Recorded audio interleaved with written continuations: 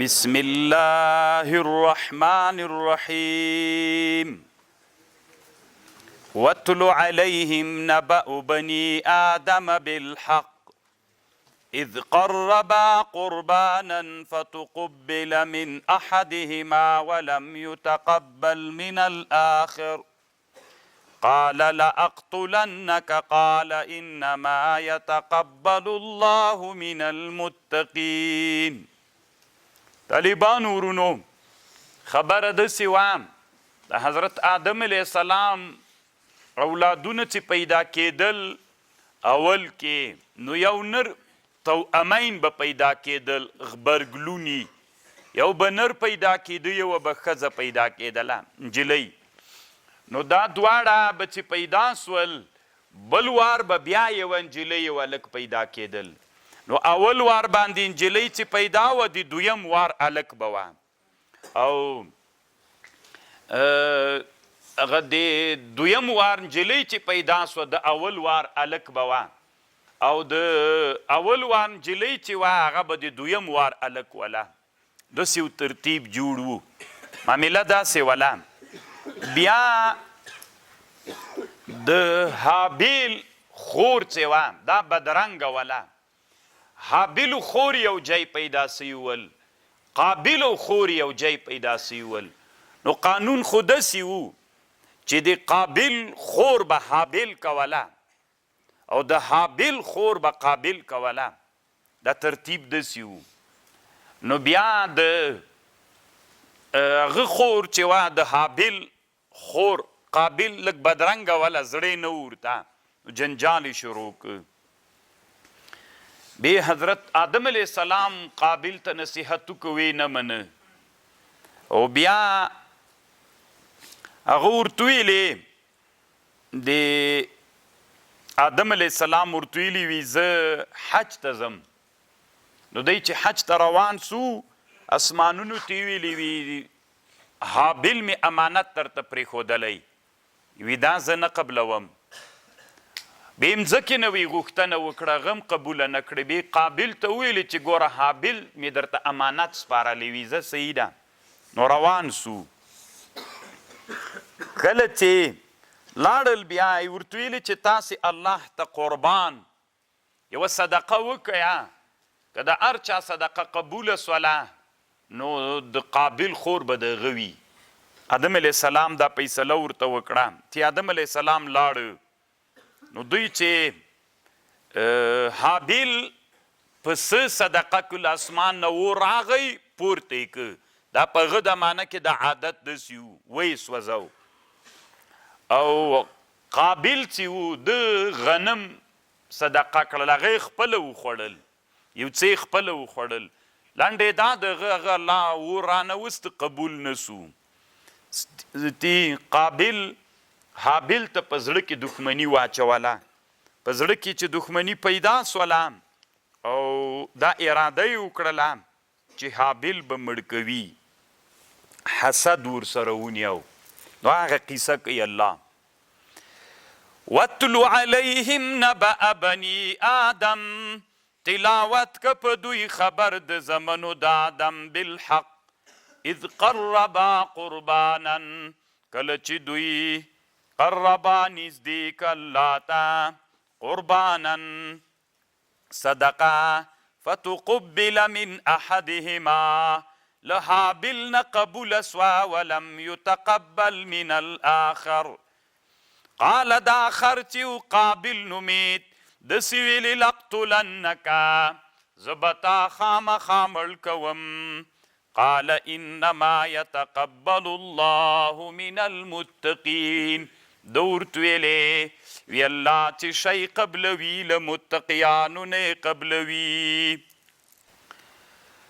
لئن بسطت الی یدک کچیرته تراوکت کې ما ته لاس دی لتقتلنی چې ما مړ کې حابل ورته ویلې ما انا بباسط یدی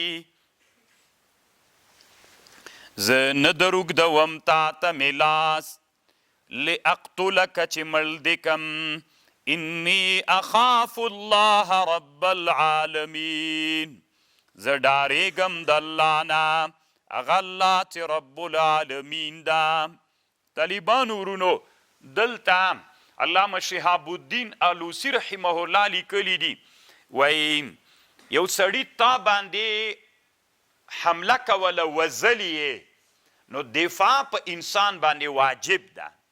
یو چا چې ته وزلې له خپل ځان نه دفاع واجب ده. د طالبانو حتی که د دفاع کې هغه قاتل ووژل سوم وینې حدر دم ده، تا باندې چا توپک راخیستی و او تا ته فکر کو چې تا سره وسله نشته ده، تا باندې چې وار کو تا وار پې باندې مخکې که مړ دي که دی حدر ده.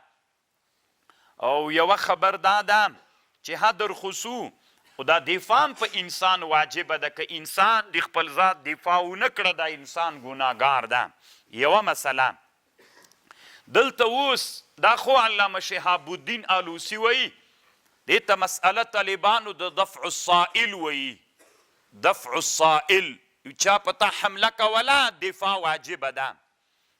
اوس یو اعتراض واردیږي چې حضرت حابیل علیه السلام ولې د قابل نه دفاع ونه کړله؟ دی ورته وایي لئن بسطت الی یدک لتقتلنی ما انا بباسط. دلته طالبانو مسئله د دفاع نه ده، دلته مسئله دا ده که ته ما ته ید د ظلم راوږد کې زه لاس د ظلم نه در اوږدومه. یو د ظلم ید ده، یو د دفاع ید ده. طالبانو قرآن ته چې ډیر باریک متوجه سئ نو قرآن داسې وایي چې که ته ما ته ید د ظلم راوږد کې زه تا ته د ظلم ید نه در اوږدومه. نو دا خو ښه خبر ده. یو د دفاع ید ده، د دفاع ید ته دلته بیخي اشاره نه ده سوې، دا جواب ده. او یادو چې په هغه زمانه کې دا دفع السائل واجبه نه وه د حضرت آدم علیه السلام په دین کې، نو هغه دین کې دا وي هغه نه وله. خو دا اول ښه جواب د طالبانو که ته ما ته ید راوږد کې د ظلم زه د ظلم لاس نه اوږدروم، اما د دفاع ید خو طالبانو واجب ده. حکم داسو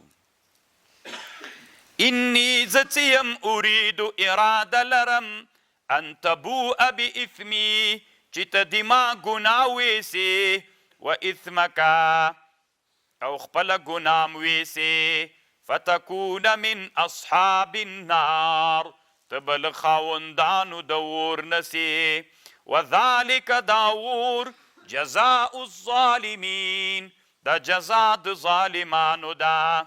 طالبانو قابل کافر و که مسلمان عاصی و. نو علامه اشرف علی تهانوی صاحب نه دلته په احکام القرآن کې سید عبدالشکور الترمیزی نقل کړی ده چې بعضې علما وایي دی کافر و په دې کړنه باندې، او بعضې علما وایي چې نه عاصي و، ګناه یې کړې وله، حد کفر ته نه و رسېدلی. فطوعت له نفسه ښایسته که ده لره نفس دی ده قتل اخی قتل د خپل ورور فقتله بیا مړ فاصبح من الخاسرین بیا وګرځېد په سبب د دې قتل باندې من الخاسرین له نقصانونکو نه. کله چې اراده ورته د قتل وکړه نو دنیا کې قتل له دې نه مخکې نه و سوی، نو دی په قتل نه پوهېده چې ورور څنګه مړ کي. بیا یې ابلیس لعین د مرغه په شکل راغی، یو مرغه داسې ناستو د بل مرغه سر یې داسې د تیږې باندې کېښود، داسې ووهه ستې پوی که چې یعنې داسې یې مړ که. نو هغه حابل پسې ګرځېده، نو حابل غرو ته تللی و، نو میږې څرولې، نو دی ورغی هلته څملاستلی ویده و، په تیږه یې سر کې ښودلې، له پاسې په بله تیږه ووهه مړ یې کړم. دا په دنیا کې ولینی قتل و. آدم علیه السلام چې بیرته له هغه نه راغی، له حج نه راغی چې خبر سو، نو 100 کاله طالبانو یې آدم علیه السلام ونه خندل، داسې غمجن و، 100 کاله یې نه خندل. بیا وی الله عز وجل پس له هغه نه یو بچی ورکه وی چې د هغې زیری پې باندې وسو ایلی وی وخندل. یا 50 کاله بعد الله عز وجل زوی ورکو چې هغه حضرت شیث علیه السلام وو. او بل دا د طالبانو ورونو آدم علیه السلام چې راغی، آدم علیه السلام و یو شعر ویلی چې اوس تفسیرونو نقل کړی، په تفسیر روح البیان هم دی تفسیر نقل کړی د دا شعر. امام رازی رد پې کړی وي دا شعر آدم علیه السلام ویلی. امام رازی هم رد کړی او علامه شهاب الدین آلوسی هم رد کړی. آدم علیه السلام دا شعر نه ده ویلی. یو خو انبیا علیه السلام شعرا نول، بل دا و چې د شعر معنا داسې رکیکه معنا ده. نو دا شعر حضرت آدم علیه السلام ته چې منسوب ده، آدم علیه السلام نه ده ویلی. بیا طالبانو ورونو داسې پیښه وسوله، اوس مړي سره څه وکړي؟ که دنیا کې اول مړی و نو نه پې پوهېده، یا یې ډېر وخت 40 ورځې یو کال دومره اندازه که درته مختلف روایات دي د خپل رور مړی په شا باندې بار کړي ګرد ګرځوی، پس ته خو پښیمانه وي انسان بیا له ګناه نه وروسته چې دا مې څه وکړل. نو بیا یې یو مرغه راغی، کارغی مړو او بیا یې جی ورته راغوچ که بل کارغي بس خاوره پرې ورواړوله، دی ورټیل وهه خاورې پرې ورواړوله، چل یې زده کړه چې داسې پیښه دې وسي. فبعث الله غرابا، بیا الله راولیږه کارغی، یبحث فی الارض، خلپلکې ولې په مځکه کې، لیریه چې ور وښیي دا کارغی دته کیف یواری سوءة اخیه، چې څنګه پټه کي هغه بدن او جسد د خپل ورور. قال یا ویلتی، ای افسوس دما، عجزتا تعاجزی، ان عاجزتو ایا ز عاجزم ان اکون مثل الغراب، چې په مثل د دې کارغه سم. فاواری سوءة اخیه، چې ما پټ کړی وی سوءه د خپل ورور. فاصبح من النادمین، وګرځېده له نادمینو نه.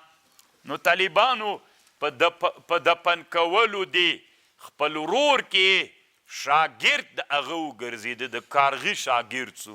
یو سړی چې طالبانو د کارغي شاګرد وي، تلموز یې د کارغي نه کړی طالبانو، نو هغه به ستی خو پوهېږئ. نو من اجل ذلک کتبنا، د همدې وجې نه الله وی کتبنا علی بني اسرائیل، مونږ فرض کړي په بني اسرائیلو داسې چې انه من قتل نفسا بغیر نفس، که چا مړ که یو نفس بغیر له نفس نه، او فساد فی الارض، او بغیر له فساد نه په مځکه کې، فکأنما قتل الناس جمیعا، لکه ټول خلک یې چې مړه کړي وي. لکه طالبانو ورونو بله ور پرون مو قاعده وویلې که نه، ټولنې چې فساد راځي د چا له طرف نه راځي. نو طالبانو ورونو قرآن چې ده د علم د اجتماعیاتو کتاب هم ده. ټولنه چې پاسیده کېږي د یوه یو ګناه نه پاسیده، یوه یوه راځي چې ټول پرې راسي. اوس یوه ټولنه کې ډېره خوندوره مسلمانه صالحه ټولنه ده، یو انسان راغی مرګ یې وکړ. دا یو چې مرګ وکړ طالبانو چې نه یې کړی ټول ترې ډارېږي، یوه چې مرګ وکړ بلم راځي بلم راځي بلم راځي بلم راځي. ټولنه طالبانو د مرګ له لحاظه نو طالبانو من قتل فكأنما قتل الناس جميعا، من قتل نفسا بغير نفس او فساد في الارض كأنما قتل الناس، لکه ټول خلک چې وزلي. ځکه طالبانو چې فساد ټولنې ته د یو فرد له لارې نه راغی، دا بل راځي بل راځي، دا یو چې لاره کېښوده بل راځي بل، ټول هغه ټولنه فاسده ګرځېږي. نو ځکه وایي كأنما قتل الناس جمیعا، د دې نه وروسته چې ټولو خلکو مرګونه وکړل هغه سړي ته، ځکه هغه خلک راتیز کړل پې باندې.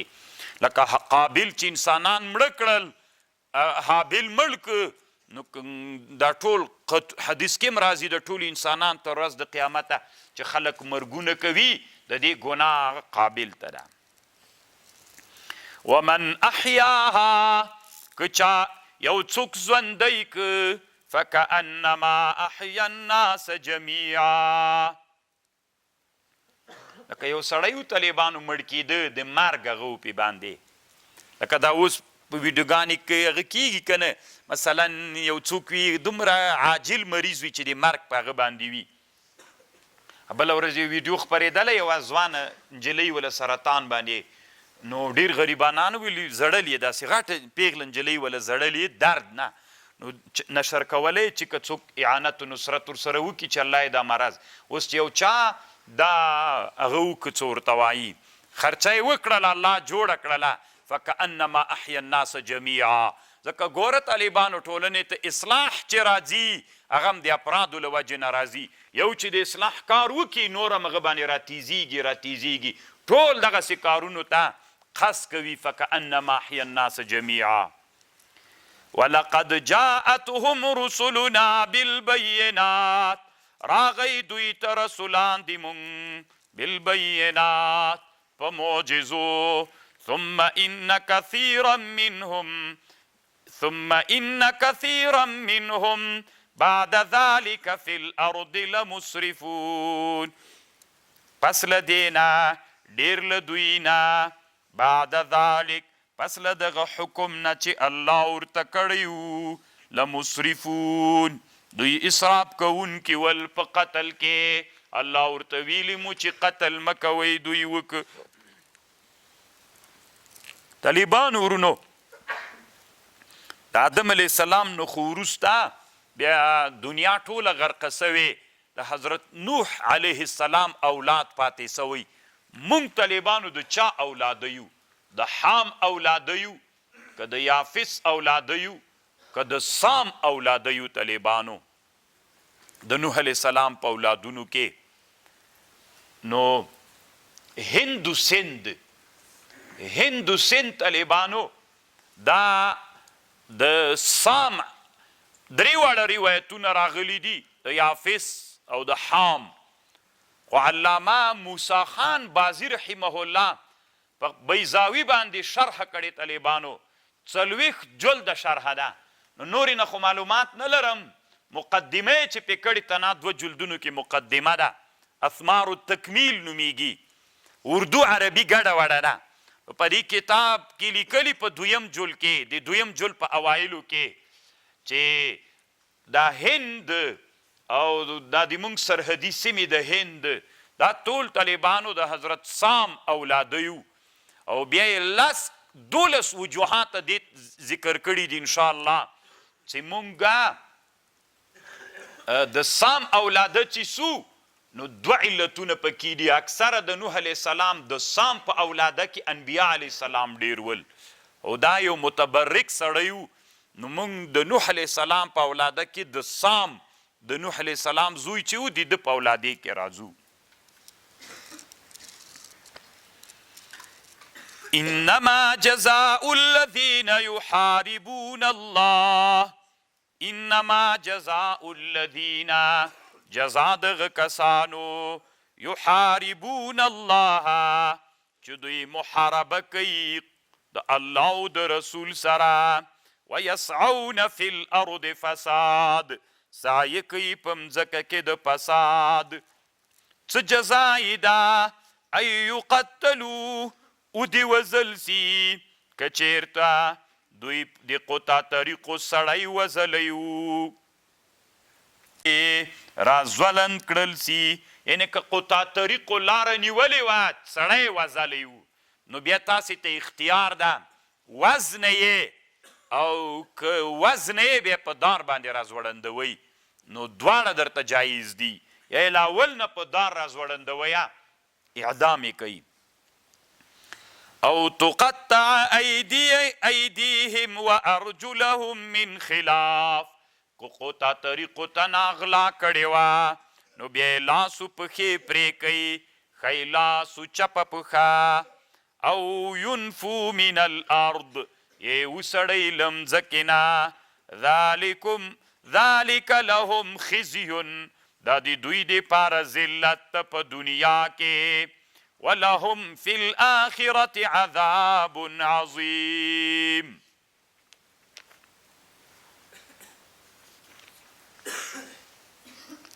طالبان ورونو علامه شهاب الدین آلوسی رحمه الله دلته و خبر لیکلی حدود کفارات دی که نه دی. طالبان ورونو ګوره یو سړی دا زنا یې وکړله، یو سړی د حد قذف یې وکړ، یو سړی د غلا یې وکړل، لاس یې پې پرې کړ، حد کړل سو. کوم سړی چې حد کړل سو دا حد د د ګناه دپاره کفاره ده که نه؟ نو روح المانی خو دلته چې کم خبر کړی وي دا آیات اقوا د دلیل د ولهم فی الاخرة خزي، دوی دپاره په آخرت کې عذاب عظیم ده. دا په دنیا کې دوی ذلت ته، په آخرت کې ورته عذاب سته. ګوره د دې آیات نه علما استدلال کوي چې حدود کفارات نه دي. خو طالبان ورونو تحقیق داسې ده، اصل دا تحقیق علامه انور شاه کشمیری صاحب کړی چې دلته په احکام القرآن کې ترنه نقل کړی ده. زه به حاصل درته وایم. طالبانو دا ډېره ښه موضوع د حدود کفارات دي که نه دي. که چېرته یو چا توبه وویستله، حد کړل سو، پس له حد نه توبه وویستله، زنا یې کړې وه، واده یې نه درلوده، یا یې واده درلود، رجم کړل سو، پس له هغه نه چې دی رجم کړل سو، دا که توبه یې وویستله دې ګناه نه وروسته او بیا حد کړل سو، نو دا توبه د ده دپاره څوک ده؟ دا کفایت کوي. دا حد د ده دپاره کفاره ده، حد د ده دپاره کفاره ده.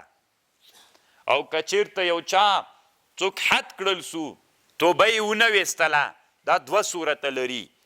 یا یې بیا هغه ګناه ته راتګ وکړه، که بیا یې ګناه ته راتګ وکړه، بیا د ده په حق کې حد توبه نه ده. که بیا یې ګناه ته راتګ ونه که، بیا د ده په حق کې بیا دا حد څوک ده؟ دا کفاره ده. طالبان ورونو دا د علامه انور شاه کشمیری خبره ده چې دلته احکام القرآن کې هم ترنه نقل کړی. طالبانو نور ذاتي علم الله عزوجل لره ده. خو طالبان ورونو مونږ تاسې چې فتح القدیر د ابن الحمام وګورو، ابن الحمام په فتح القدیر کې دوه خبرې لیکلي دي.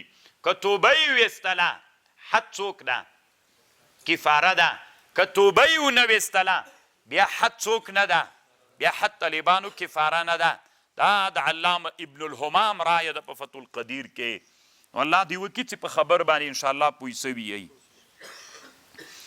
الا الذین تابوا، مگر هغه کسان چې توبه وباسي، من قبل ان تقدروا علیه، مخکې له دې چې قدرت پې باندې حاصل سي. فاعلموا، پوه سئ، ان الله غفور رحیم، الله غفور مهربانه ده. که یو سړی طالبانو داسې ګناه وکړي چې هغه موجب د چا وي؟ موجب د حد وي. که چا داسې ګناه وکړله چې هغه ګناه موجب د حد ده، نو توبه یې ویستله، په دې توبه باندې له ده نه حد نه ساقطه کیږي. طالبانو څوک نه ساقطه کیږي؟ حد نه ساقطه کیږي. خو یو ټکي ته هم فکر وي طالبانو ورونو، همدا خبر ده چې علامه شهاب الدین آلوسی رحمه الله لیکلی ده. صرف دومره خبر ده که هغه ته خبر رسېدلی وله، بادشاه ته به یا رسېدلي یا به نه یې رسېدلي، هغه کې بیا څه خبر شته. او مونږ قاضیان نه یو وسته کوو چې پې غږیږو. یا ایها الذین آمنو، ای کسانو چې ایمان مو راوړئ، اتقوا الله، د الله نه وډار سئ، وابتغوا الیه الوسیله، طلب کوي الله لره وسیله، وجاهدوا فی سبیل الله لعلکم تفلحون. او طالبانو ورونو په وسیله باندې بحث کوو، خو لږ ښه ورته متوجه سئ دې خبرې ته. یا ایها الذین آمنوا اتقوا الله، د الله نه وویریږئ، وابتغوا الیه الوسیله، طلب کوي الله لره وسیله، یعنی دا مطلب الله دې پاره داسې یو شی طلب کوي چې هغه باندې الله له تاسې نه رضا سي. صدقه وکوي، علم وکوي، نشر یې کوي، اعمال وکوي، جهاد وکوي، دا ټوله وسیله سوله. دا چې الله ته وړاندې کې نو الله به درنه راضي سي. داسې په خبر پوهېږئ. اوس راځئ طالبانو ورونو په وسیله باندې به لږ بحث وکړو. خو طالبانو ورونو د وسیلې کم تحقیق چې په عرف کې مشهور ده چې علما یې کوي او کوم تحقیق چې علامه شهاب الدین آلوسی رحمه الله کړی ده، یو وارې به زه تاسې ته د علامه شهاب الدین آلوسی خبره وکمه، بیا به په آخر کې بله خبر درته وکمه. طالبانو ورونو یا به داسې چل وکړو طالبانو، اول به دا بله خبر را خلاص وکړو، بیا ځکه هغه لږ ده. طالبانو توسل یعنی یو څوک وسیله کول الله ته، دا درې صورته لري. یو دا ده عمل دی یو چا عمل، یا خپل عمل یا دی بل چا عمل الله ته وسیله کې. الا پاکه ما چې دا لږ علم انسانانو ته رسولی دا تاسې تا ته وسیله کوم، د دې په برکت باندې د ما دا مشکل حل کې. دا طالبانو جایز ده، دې ته توسل بالاعمال وایي. دا بالکل جایز د لوی دلیل پکې د بخاري درې نفره چې روان ول دې ته حدیث الغار وایي. په هغې کې هر یوه چې هغه خپل عمل الله ته وسیله که، نو عمل الله ته وسیله کول دا بالکل جایز ده. یو دویم طالبانو توسل بزوات ده، په یو ذات یو خو دعا الله ته وسیله کول یو ذات داسې وی الا پاکه دغه بزرګ مې درته وسیله که د ده په برکت په ما رحم وکړي، دی مې درته وسیله که. دا ذات نه د طالبانو، دا ذات که مړ وي که ژوندی وي. علامه شیخ الاسلام ابن تیمیه رحمه الله هغه په خپله فتاوا کې یو مستقل کتاب په دې جوړ کړی، هغه وایي دغه توسل ناروا ده. ذات الله ته وسیله کول که مړ وي که ژوندی وي، ذات الله ته وسیله کول جایز نه دي.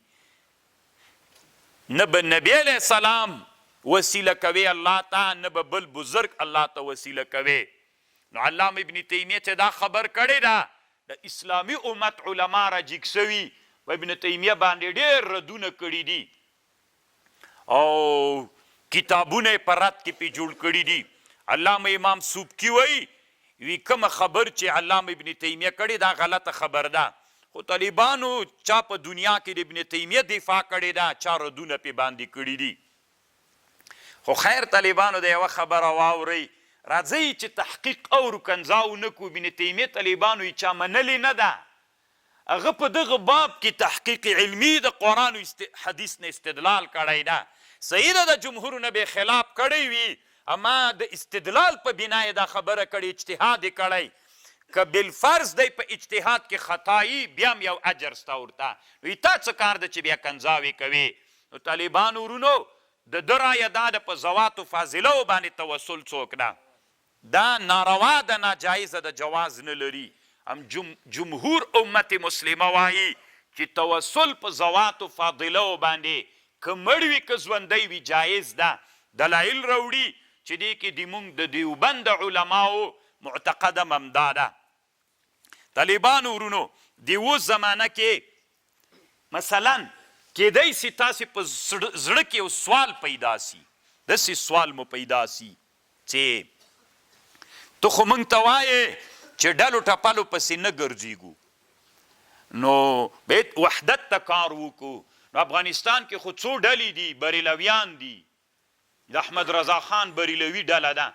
طالبانو احمد رضا خان بریلوي، بریلو په هند کې یو ځای ده، اصلي احمد رضا خان بریلوي قنداری و. طالبانو دی د قندهار نه بریلو ته تللی ده، بې ښه عالم و. طالبانو خو ډېر متشدد او دا بدعتونو مدعتونو باندې طالبانو داسې ډېر خوند ورکو، ډېر ضدي سړی و.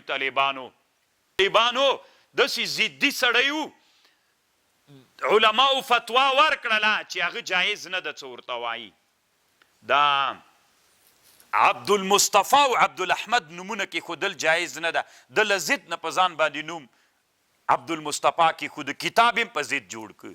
اوس طالبانو د ده نوم احمد رضا و، قصدن د علماو د دیوبند سره په ضد باندې نوم عبدالمصطفى کیښود او په دې کتاب هم جوړ کړ چې دا نوم جایز ده. کنی شامی ټول علماوی عبد غیر الله ته نسبت طالبانو دا جایز نه ده، ضدي مولاو. الاعلام بمن فی تاریخ الهند من الاعلام په دې کتاب کې طالبانو یو خبر لیکلی ده چې د ده په اړه باندې ضدي سړی ډېرو طالبانو د ضد نه وای کړی، الله عز وجل به د ده په علم باندې ډېره نفع اخیستې وي. ضدي سړی ده. نو احمد رضا خان ده او تبلیغیان دیو فلانیان دیو ته ولې وایې؟ نو ته باید ته موږ ته وایې چې یو جامع فکر باید موږ ولرو. ته ولې؟ طالبانو دیوبندیت ځان ته مسلک نه ده. دیوبندیت دا داسې ده د احنافو شارح ده. هره زمانه کې احناف علماو تشریح کړي. ګوري طالبانو حنفیت یو مذهب ده، عراقیانو ځان ته تشریح کړي. تاسې ته فقه کې معلومیږي وایي دا د عراقیانو مسلک ده. بله ورځ یو مسله تیره سوله چې دا څه ورته وایي کافران مخاطب بالفروع دي که نه؟ عراقیان داسې وایي، سمرقندیان داسې وایي، بلخیان داسې وایي. د هر چا طالبانو تشریح د حنفیت کړې ده. بلخیانو یو قسم کړي تشریح، او د ماوراء النهر علماو سمرقندیانو بخاریانو بل قسم کړي، عراقیانو بل قسم کړي. د هند علماو دا د حنفي مذهب تشریح د طالبانو هغه تشریح د چې ډېره خوندوره موافقه تشریح د طالبانو. ځکه موږ دغه تشریح مختاره ګرځو. دا موږ مستقل مسلک نه بلو چې خدای مکرده د حنفیت نه وتلی ده. دا د حنفیت د نن عصر دپاره ښه تشریح ده. ځکه موږ په دیوبندیت ولاړو، خوند راته راکوي طالبانو دیوبندیت. خبره چی کې وه طالبانو؟ توسل کې طالبانو. تو توسل په ذواتو باندې په دې کې ډېر کتابونه جوړ سوي دي. علامه محمد زاهد کوثري کتاب جوړ کړی محق التقول. محق باطلولو ته وایي امحاق، تقول له ځانه جوړه سوې خبرو ته. محق التقول په مسئله د توسل کې ډېر تمرکز یې په دې کتاب کې رد په شیخ الاسلام ده. زه خپله طالبانو زاهد کوثري سره مینه لرم، قدیمه عادت دا ده چې علما ما ته خوند راکړي، ډېر محقق ده. خو یو ټکي باندې مې ښه نه راځي طالبانو، کله کله د شیخ الاسلام په حق کې بېادبي ډېره کوي، د ګمراهي فتوا پې باندې کوي طالبانو. مسله د علمي اختلاف وکړه، کنځاوي نو ولې کوي؟ دغه طالبانو ښه کار نه ده. نور علمیت ته احترام لرم. نو طالبانو ورونو، زموږ د دیوبند علماو یو عقیده ده المهند علی المفند. دا داسې چل و د مکې علماو ته، د مکې مکرمې علماو. احمد رضا خان بریلوي خط ور ولیږه. ممکن هغه زمانه کې عثماني خلافت واکمن و، نو خط یې ور ولیږه احمد رضا خان بریلوي. خپله حج ته تللی و. د دیوبند علماو هغه وخت کې نوی هغه انتشار سوی و، نو ټول هند بریلویت و. نو دوی نوی شروع کړې وله، نو په دوی یې وټه په دا لګولې و احمد رضا خان بریلوي چې دا وابیان دي، دیوبندیان یې ښودلي ول. لکه اوس موږ تاسو ته وابیان وایي که نه بریلویان چې ګډې دا نه منو. او بیا یې ورته ویلي ول چې داس ډېرې سپکې سپکې خبرې ورپسې کړې وې. بیا د مکې مکرمې علماو جامع دارالعلوم دیوبند ته دا سوالونه راولېږل چې احمد رضا خان ورته ویلي ول چې دا تاسو رښتیا وایي که نه. بیا د دیوبند علماو علامه خلیل احمد سهارنپوري صاحب ته امر وکړ چې ته د دې سوالونو ته جوابونه وکړه او دا کتاب به د دیوبند معتقد سي. بیا کتاب جوړ که المهند علی المفند. المهند هندی توره، علی المفند په دروغجن باندې، یا علی المفند. المهند علی المفند، المهند علی المفند دروغجن کړل سوي باندې. بیا طالبانو دا کتاب جوړ که. په دې کتاب کې دغه د توسل خبره شته د خلیل احمد سهارنپوري چې د دیوبند علماو ټولو په هغه باندې خپل توقیعات کړي دي. نو هغې کې داسې لیکلي چې توسل په ذواتو باندې که مړ وي که ژوندی وي دا توسل جایز ده. دا د مونږ مسلک ده. په دې باندې مکې مکرمې علماو ته خط ورلېږلی ده. دا طالبانو یوه مسله شوله. نو الله دی دلایل سته، الله دوی دلایل دا ذکر کی، نور ډیر سته. مشهور دلیل دا ده اللهم انا نتوسل الیک بعم نبینا، د بخاري حدیث ته. صحابه به ویلې مونږ توسل کوو تا ته په تره د نبي باندې. دا توسل شو که نه طالبانو؟ نو دا اوس چې موږ تاسې مړو ته ورځو، الله دا بزرګو، دا باباو، دا ولیو، دا شیخ صاحب، دا پیر صاحب، دا امیرالمؤمنین صاحب، دا مجاهد مې درته وسیله که دا توسل په زواتو باندې د که مړ وي که ژوندی دواړه جایز ده، چې دا د جمهورو رایه ده. اما علامه شیخ الاسلام یې نه مني طالبانو ورونو، هغه وي دا توسل ناروا ده.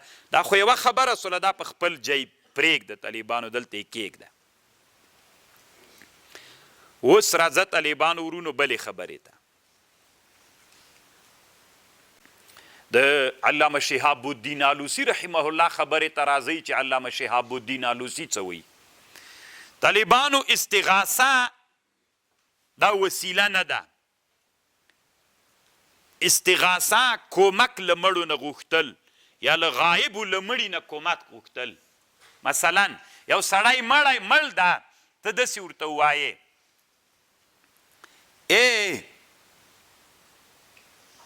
ای مړیا، ای بزرګه، ما ته تل الله نه وغواړه چې ما ته زوی راکي.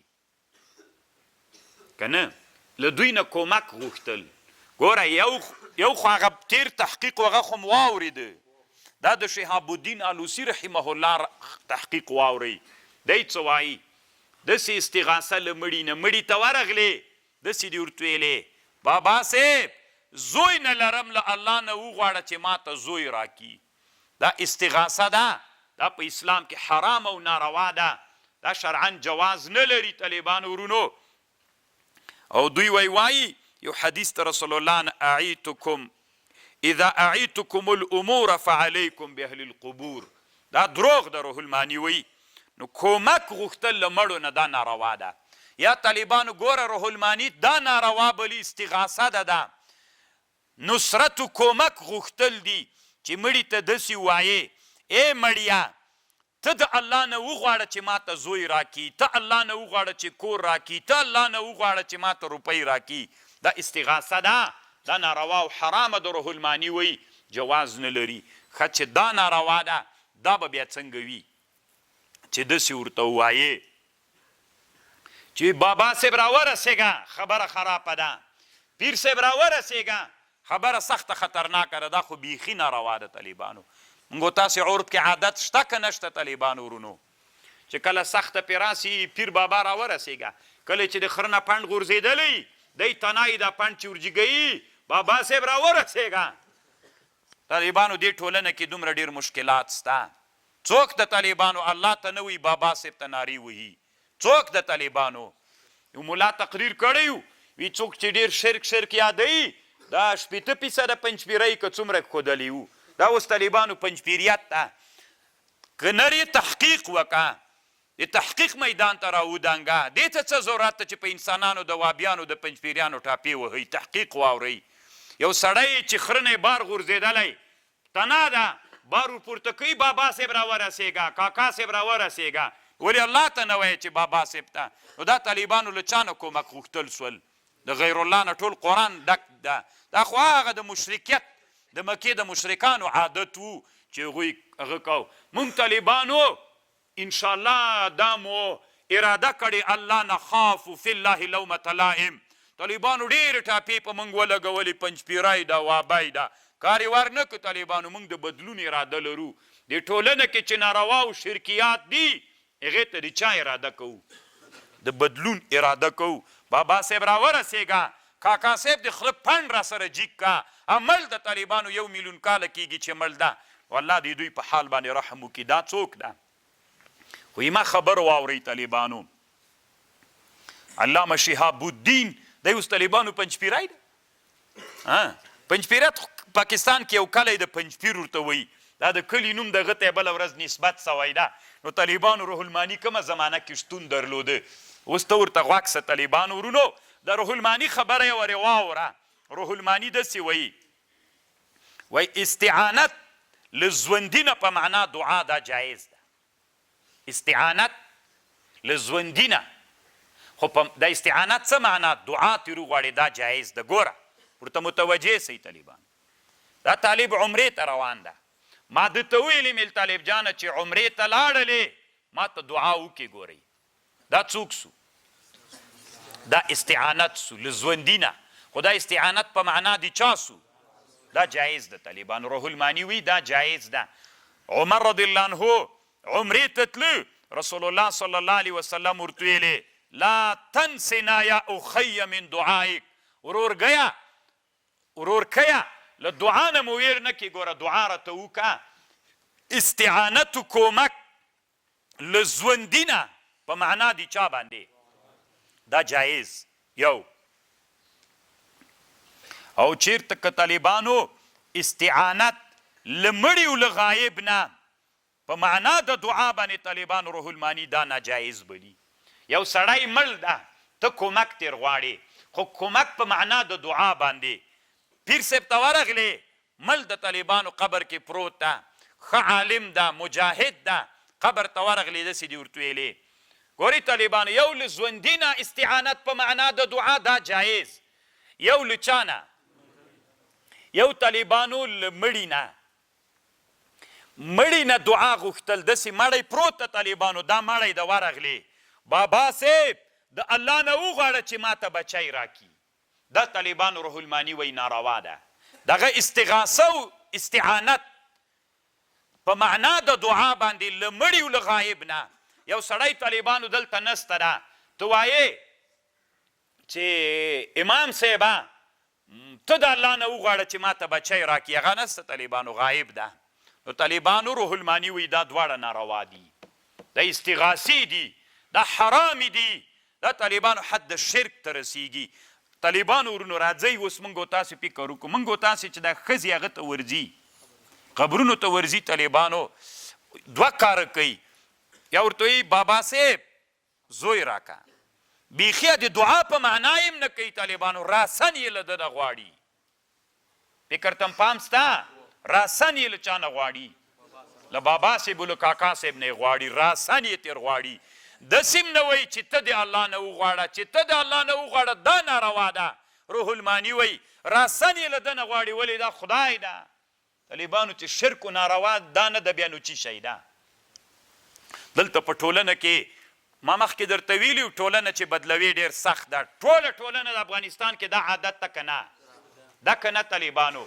اوس علما راجیږي، حکیمان، انسانان له دې فکر نه اړوي. په ټولنه کې کم علم علما، لکه علما د یهودو د پیسو دپاره، نو هغه نارې راوهي. فکر ته پام وي اوس ځوانان علما را پیدا سوي یا علما را پیدا سوي، پنجپیریانو وابیان دي چې د پلارو له نیکه هغه نه م وانړي. د پلارو نیکه خو د دا عادت و، پیر صاحب راورسېږه د خره پنډ هم پې باندې پورته کو. دا خو هغه د مشرکیت انا وجدنا علیه آباءنا، دا هغه اعما تقلید و چې تحقیق نه و، ګمراه کن تقلید و. نو هغه که پلرونو کو که هر چا کو طالبانو ورونو چې بیا دوی وایي نو دوی که خلک دي که دي موږ پلرونه ښه خلک ول، نو خو خیر ده چې ناروا رواج سوي وي. او دلته ټوله فلسفه خپروله، دلته د قرآن تفسیر د نن نه 10 کاله مخکې افغانستان کې د قرآن تفسیر مطلق بند و طالبانو ورونو. دا اوس هم طالبانو زه په دې معلومات لرم، یو چا راته ویلې وایي امیرالمؤمنین صاحب ته چا خط لیږلی و، شیخ یو پیر غوندې ورته لیږلی و، داسې ورته لیکلي و چې دا ترجمې ټولې بندې که پنجپیریت غواړې چې افغانستان کې بند سي، څوک بندې که؟ بندې که طالبانو د تی به بس پنجپیریت خپله ختم شي. قسم د طالبانو، یعنې ما ته ډېر موثق سړي ویل علم الله لره ده چې ای به که به نه وي. داسې انسانان په دې ټولنه کې طالبانو شته ده. خبر خو پوهېږئ، مونږ غواړو چې انسانان را بدل کو. تاسې اوس ځان سره فکر وکړئ، اسلام کې قبر ته ورتلل د څه دپاره دی؟ عبرت. بس چې دی مړ ده زه مړ کېږم، عبرت. طالبانو سمه خدای تر جوړ کړي له زیارت نه. پیر صاحب خره نه بار غورځېدلی ده، پیر صاحب راورسېږه، ولې الله نه یې نه غواړې. دا خو هغه د مشرکانو عادتونه همدغه ول که نه چې بوتانو ته به یې ویلې، لات و منات و عزا ته به یې نارې راوهلې. طالبانو اعلو هبل کله چې د بدر د احد په جهاد کې ابو سفیان غالب سو، طالبانو څه یې ویلې؟ اعلو هبل، هبله موږ سره د لوی نصرت وکړه، محمد دین صلی الله علیه وسلم دې راته مغلوب که نو دا خو د مشرکینو عادتونه سول. علامه شهاب الدین آلوسی رحمه الله وی طالبانو ورونو چې دا ناروا ده. درې خبرې سولې. استعانت له ژوندي نه په معنا د دعا حاضر جایز ده. استعانت په معنا د دعا له مړي او له غایب نه روح المانی وی دا څوک ده؟ طالبانو ورونو افغانستان کې الله مو طالبانو علما که بیا چې تاسې هم له ما سره ملګري سوئ بیا افغانستان دا اوس زیارتونه طالبانو سمې شي پخواني دي افغانستان کې قسم د دې طالبانو. هلته پکتیا کې یو زیارت ده عثمان خیلو زیارت ورته وایي. طالبانو دا زیارت په جمعو تقسیم کړی. یوه جمعه د یوې کورنۍ ده یوه د بل بیخي دوکان د طالبانو. دلته د هغه منطقي خو به کم طالب نه وي نه یې خو به نه ورغلی خو به یې چې یي چې خپله دی قصه درته وکړي طالبانو چې په جمعه باندې تقسیم د یوه جمعه د یوه ځکه اوس یې مسیحان ډېر سوي صحیح ده دی به بزرګي موږ احترام ورته لرو خو دا زیارت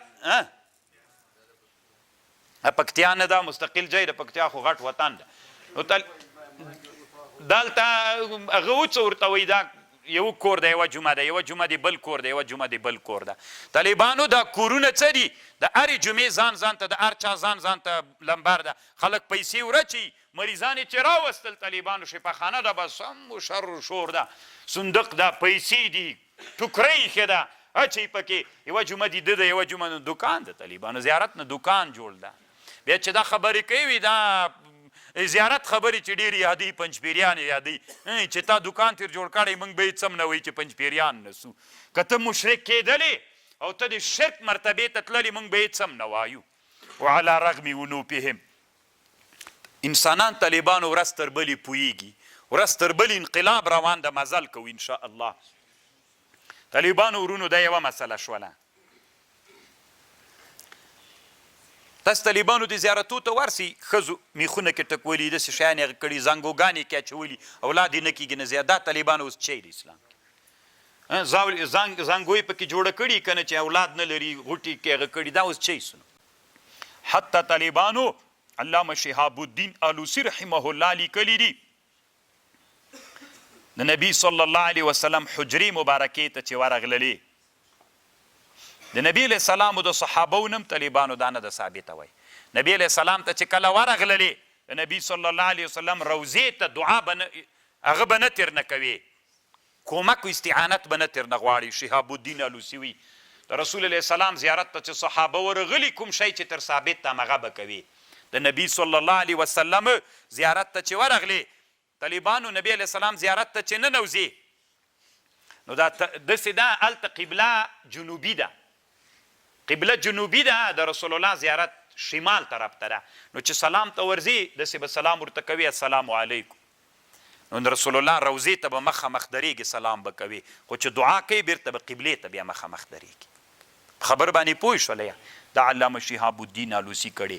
اوس طالبانو ورونو د علامه شهاب الدین آلوسی رایه دا ده یو استشفاع ده طالبانو او یو اقسام ده.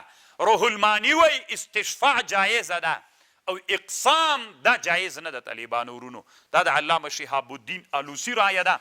اوس طالبانو ورونو تاسې دې مسلې ته متوجه سئ چې دی څه وایي. اقسام دې ته وایي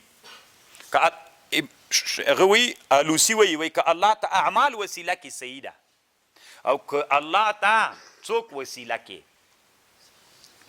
که ذات الله ته وسیله کې د اقسام په معنا باندې دا جایز نه ده. ګوره داسې وایې چې الله پاک ما تا ته دغه بزرګ وسیله کړی هغه چې جمهور کومه وسیله ویلې طالبانو هغه دی هم نه مني لکه څنګه چې علامه شیخ الاسلام ابن تیمیه نه منله طالبانو شهاب الدین آلوسی هم نه مني. د ابن تیمیه ملګری طالبانو علامه شهاب الدین آلوسی هم سوی ده دی وی دا زه نه منم دا توسل کوم احادیث چې د توسل په اړه جمهور علما استدلال کوي تر نه دی وایي طالبانو ورونو دی وایي هغه استشفاع ده هغه اقسام توسل نه ده طالبانو ورونو. لږ ما سره طالبانو په دې خبر ځان پوهی کیا دی داسې وایي طالبانو. اوس مثلا ته داسې وایي اللهم انا نتوسل الیک بعم نبینا چې بخاري کې حدیث ده دی وایي دا اقسام نه ده دا استشفاع ده. د اقسام او د استشفاع په مابین کې څنګه فرق ده. په هغه زمانه کې توسل داسې وګورئ طالبانو رسول الله چې ژوندی و چې باران به نه کېده د استسقا جي ته به لاړل بیا به نبی علیه السلام به الله ته شفیع کوي. ته ځان سره څوک شفیع بیایې، یو جرم دې کړی، شفیع چې بیایې دا شفیع خپله غږیږي، دا شفیع سوال کوي چې د ما په خاطر باندې. نو د نبی علیه السلام زمانه کې داسې وه، رسول الله به لاړو داسې به ویلې ای الله پاکه دا بندګانو باندې دې باران وکړه. دا طالبانو استشفاع وله. کله چې رسول الله وفات سو، همدغه د بخاري حدیث کې راځي، کله چې رسول الله وفات سو بیا موږ توسل کو په عم د نبی باندې.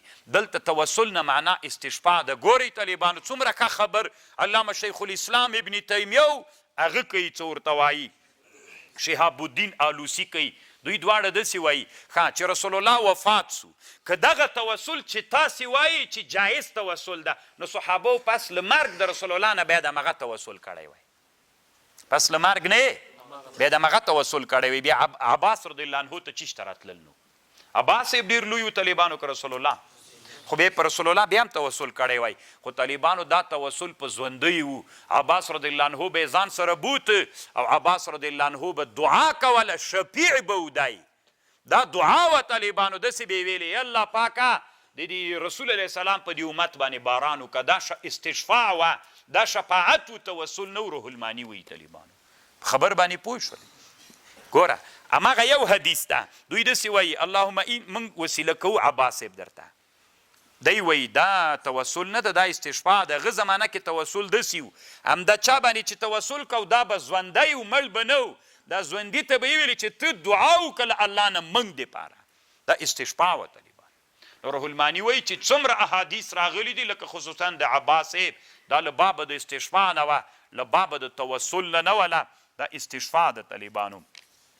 او بیا لیکلي دي دا توسل بذات، دا طالبانو ابن تیمیه وایي هغه بللی ده، ناروا بللی ده. د امام ابو حنیفه نه هم وایي دا نقل کړی ده. دا کوم توسل چې ابن تیمیه ناروا بلی، ابن تیمیه وایي چې دا د امام ابو حنیفه رای هم ده چې دا توسل ناروا ده. امام ابو یوسف او ډېرو علماو نه نقل کړی. خو امام سبکي راجګ سوی د طالبانو وقد شنع التاج السبکی کما هو عادته علی المجد. طالبانو ابن تیمیه باندې هغه ډېر کلک ردونه کړي دي امام سبکي. د امام سبکي هم طالبانو ډېرې بېادبي ته تللی ده، ځکه هم روح المانی وایي کما هو دأبه، دا د عادت ته د بېعزتي دي ابن تیمیه په حق کې. طالبانو د علماو په حق کې بېعزتي مه کویه. امام سبکي چې ده طالبانو دا د علامه امام ذهبي شاګرد ده، او د په خپل کتاب کې چې په امام ذهبي استاذ هم د طالبانو، خو په ذهبي ډېر داسې بېادبه ردونه کړي دي. دا د دوی عادت ته د بعضې علماو نه، هغه استاذ هم نه د پرېښودلی ابن تیمیه خو څه کوي. صحیح دی، حق لري په علمي میدان کې په یو چا رد وکړه، خو د سپکو او د بېعزتیو د کفر د ټاپو حق نه لري په چا باندې. نو اوس طالبانو د روح المانی رایه دا سوله توسل په اعمالو جایز ده، توسل په چا نه ده جایز، په ذواتو بیخي دی ناجایز بلي. ابن دا بیخي د رسول الله نه ثابت نه ده په حدیثو کې. روح المانی وي که ته وایې چې ثابت ده نو هغه انا نتوسلو، دی وي هغه استشفاع ده، هغه بیخي څوک ده نه، توسل ده نه. الله دې وکړي چې تاسې ما په خبر. دی وایي توسل داسې وکړه چې مثلا باران نه کېده چې په یو جي کې ښه سړی و، همغه ځان سره بوزه. هلته د هغه زمانه کې داسې نه و چې دی موږ تا ته وسیله کوو د دې په برکت باران وکړه. داسې به یې کول چې الله پاکه دغه پلانکی بزرګ د سره بوزئ، سلفو کې داسې عادت و، بویزئ ده ته وایي چې د الله نه ته موږ ته دعا وغواړه. دغه توسل دا استشفاع ده. یو استشفاع ده، یو اقسام د طالبانو، دواړه فرق لري. نو دیم طالبانو د هغه توسل چې ما مخکې درته ویلې چې ابن تیمیه یې نه مني، د هغې توسل دیم قایل ده. دا یې څو درې خبرې شولې. طالبانو ورونو ګوره، استعانت درې صورته سول. استعانت په معنا د دعا، له ژوندي نه جایز و چې حاضر وي، له ژوندي غایب او له مړي نه ناروا و یو. او طالبانو اقسام هم دی ناروا بلي، اما استشفاع دی څوک بلي. انور شاه کشمیري صاحب طالبانو په فیض الباري کې دغه خبر مختاره ګرځولې. کوم حدیث چې انا نتوسلو کې بخاري کې راځي، انور شاه کشمیري وایي د سلف په زمانه کې توسل دغه نوعه نه وه لکه دا اوس چې ده. دا مې درته وسیله که داسې نه و، استشفاع وله طالبانو هلته. په دې باندې بحث کړی طالبانو او بیا لیکلي چې د احنافو د یو کتاب نه نقل کړی تجرید د امام قدوري نه هلته د امام ابو حنیفه نه قول نقل کړی ده نو چې دا اقسام دغه وسیله سي نو طالبانو بیا امام ابو حنیفه رښتیا انور شاه کشمیري وایي چې بیا رښتیا د امام ابو حنیفه رایه هم همدا د ابن تیمیه رایه ده طالبانو هلته انور شاه کشمیري داسې لیکلي دي الله دې وکړي چې ما په خبر باندې تاسې پوه شوي یئ او توسل په اعمالو خو طالبانو بالکل جایز ده توسل په اعمالو کې هیڅ خبر نشته ده طالبانو د مونږ والد رحمه الله به یوه ډېره خوندوره خبر کوله دا اوس طالبانو د توسل مسئله د کفر د اسلام مسله ګرځېدلې ګوره طالبانو ابن تیمیه یو طرف ته جمهور بل طرف ته دیم راغی د هغه خبرې وکړله خو ګوره استعانت کې خبر نشته استعانت خبر خو مو اورېدله خو یو ټکي تم فکر وي چې تاسې خپلو کلو ته لاړلی یو دم طالبانو تشدد مه کوئ تاسې سره خلک نه مني مشکلات درته جوړوي بیا هدف ته تګ هم نسئ کولی ورته یې روح الماني وکړو استعانت له ژوندي نه په معنا د دعا جایز ده استعانت له مړي نه په معنا د دعا جایز نه ده نو چې دا ما ورته وایو چې الله پاکه بابا صاحب راورسېده د خره پنډ را سره جیګ که دا خو نو اسلام کې ناروا ده که سی بخپله دا ټولنه کرا کرا الله اصلاح کړي اوس طالبانو راځئ والد رحمه الله به یوه ډېره ښه خبر کوله روح الماني ګوره له خبرې داسې معلوم سو چې یو استشفاء جایز ده یو توسل بالاعمال جایز ده توسل په ذواتو بیخي جایز نه ده دا د ابن تیمیه رایم سوه او د علامه شهاب الدین الوسی رایم سو د انور شاه کشمیري او کشمیري وایي که د امام ابو حنیفه کې چې تجرید نه کوم نقل کړی چې امام ابو حنیفه داسې وایي چې اقسام ناروا ده دی وایي که اقسام همدغه توسل سي بیا د امام صاحب په مذهب رښتیا ناروا ده لکه ابن تیمیه چې نقل تیر کړی خو اوس طالبانو تاسې خبرې ته غوږ ونیسئ دا د کفر د اسلام مسله نه ده طالبانو مجنجال پکې که چا هغه منله که چا هغه منله طالبانو خو ښه خبر والله دغه خبر وي چې دا د استشفاء مسله ده که زه په دا بل هم خلک عادت دي مخکې مې درته ویلې د دیوبند علماو په دې باندې فتوا نشر کړې دا هم جایز ده د زاهد کوثري تحقیق هم طالبانو په دا بل توسل یې تمرکز کړی چې ابن تیمیه یې نه مني دا هم صحیح ده زه ثابت سو دا به د سره ومنم خو اوس خبر را سره واوره والد رحمه الله به طالبانو ویلې وی که سړی عمیق فکر د ځان سره وکي دوه قبر دي طالبانو دا د تیر جمهوریت کې اربکای طالبانو مړ سوی او د یو مجاهد د الله د دین دپاره شهید سوی صحیح ده تاسې د افغانستان ټولنه لیدلي چې د اربکي قبر ته خلک ورغلي وي او هغه الله ته وسیله کړي خپلو کلیوالو یې وصل کړی خپلو خپلوانو یې وسیله کړی اما طالبانو ډېر شهیدان په افغانستان کې څوک سوي وسیله سوي طالبانو د ما اوس هم په یاد ده د امریکې رادیو یو ورځ د خوست په شهیدانو باندې طالبانو یو راپورټ خپور کړي کله چې طالبانو امریکایانو بمبار وکړ د مټا چینی جومات چې د حقاني صاحب جومات چې اوس هم بیا دوی اراده لري چې په غجې باندې مدرسه جوړه کړي نو دا چې کله تراو باندې ولاړو ځکه هغه بمبار چې شروع سو نو جومات یې ویسته شهیدان سي طالبانو زیارتونه ډېر مشهور سول د امریکې رادیو سره طالبانو دې ورځ په دې باندې راپورټ جوړ کړي اوس هم د دوی په هغه ارشیب کې وي لوګریانو د تاسې په وطنونو کې د شهیدانو دلته نږدې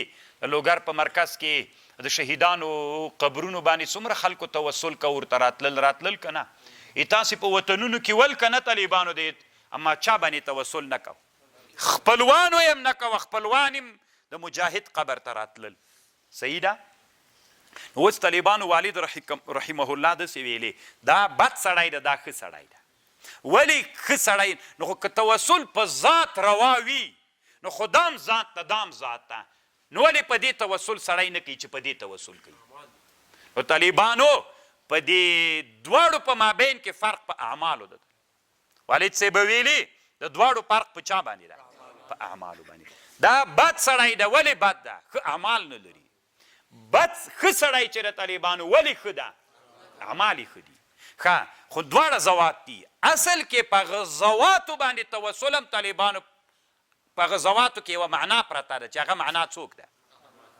کنې هماغه ذات ده دا د ده قبر ده او دا د مجاهد قبر ده د اربکي قبر بیا ولې الله ته نه وسیله کوي ځکه اعمال نه لري او دی ولې الله ته وسیله کوي اعمال لري طالبانو. نو چې اعمال یې ودرلودل خو نه راځئ له دې ټول جنجاله ووځئ. والد صاحب به داسې ویلې وي داسې کوئ چې الله پاکه د دغه مړي اعمال درته وسیله کوم، هېڅ به له اختلاف نه به خبره بیخي وځي. روا ده او که ناروا ده، کفر ده او که شرک ده. هغه وایي دا شرک ده، هغه وایي ته وابي پنجپیري یې.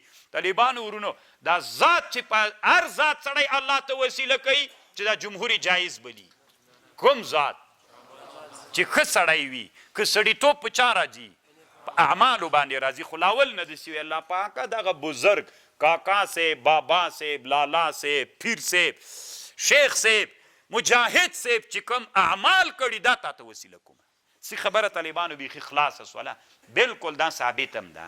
نو د والد رحمه الله دا محاکمه هم طالبانو ډېره خوندوره ده، که تاسې ورته غوږ ونیسئ او پرې پوه شوي یئ طالبانو. نو راځئ له دې نه کفر د اسلام خبرو نه تېر سو. ابن تیمیه داسې وایي هغه پرېږده طالب تحقیق د علمي تحقیق قسم ده که دغه په کتاب ته پوه شي چې هغه دومره علمي تحقیق کړی ده. نو دا د علامه شهاب الدین آلوسي. اوس طالبانو دا بریلویان بیا څه وایي؟ وایي دا هغه څه ورته وایي دا روح الماني هم داسې پنجپیری غوندي که نه. بیا چې دا تر نه ورکه سي وایي نه دا خو یې د زوی پنجپیری په د په کتاب کې ګوتې وهلي دي. د په کتاب کې د دوی چې رایې سره برابره نه وي ګوتې کې ولي. طالبانو د ده زوی دا خیرالدین نعمان آلوسي نومیږي، ډېر ښه ملا تېر سوی دی. ولې طالبانو پنجپیري وابي سوی ده؟ طالبانو دغه وجه باندې پنجپیري وابي سوی ده. یو عالم دنیا کې تیر ده علامه ابن الحجر هیتمي نومیږي. د ابن الحجر هیتمي ابن تیمیه چې کله د رسول الله د زیارت ته تګ ویلې چې زیارت ته رسول الله ته سفر کول دا ناروا ده، په دې باندې قول وکړه. ټوله دنیا پرې راټوله سوله، غوغا یې پرې جوړه کړله.